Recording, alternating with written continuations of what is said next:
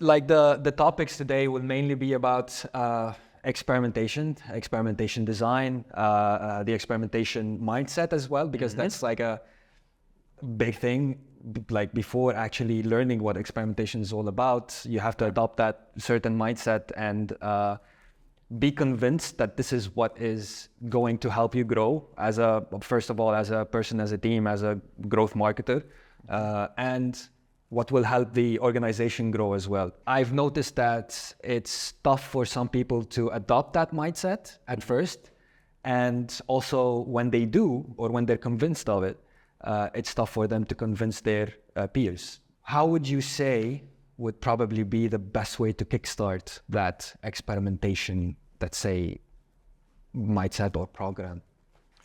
Yeah, so for me, it's really two things. So when you talk about the experimentation or growth mindset, I kind of have really these decision models or criteria that I live by when it comes to it. I would say that it was not always that I had this particular mindset. You have to learn it. I don't think anyone is kind of born with this kind of growth mindset, but once you've learned it, it's so applicable to not just your professional life, but also your personal life.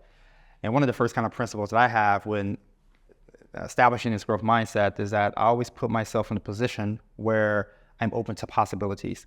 I don't have these preconceived notions about,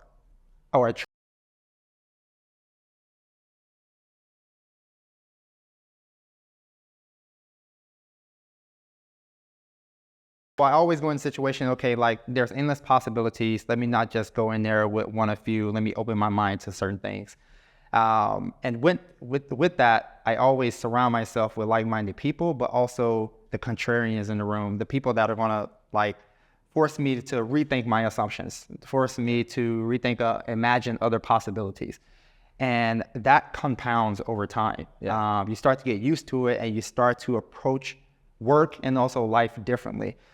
The second one is I'm very data-driven. Any decision that I make is going to be rooted in data. Now, it's not to say that you shouldn't use your gut or your instincts, but to use it alone without backing up it with data and without balancing the two, I think you run into some particular issues when it comes to that. And that gets to really the root of experimentation at the end of the day, because there's a lot of definitions of what experimentation is, but how I like to put it is that at the end of the day, a company or a product is trying to grow. Like the ultimate objective is growing. And you need to be able to pull the right levers at the right time in order to achieve that respective growth. With experimentation, it allows you to more effectively make decisions on what levers you need to pull and by how much and when you need to pull it. And it mirrors the data part with your intuition.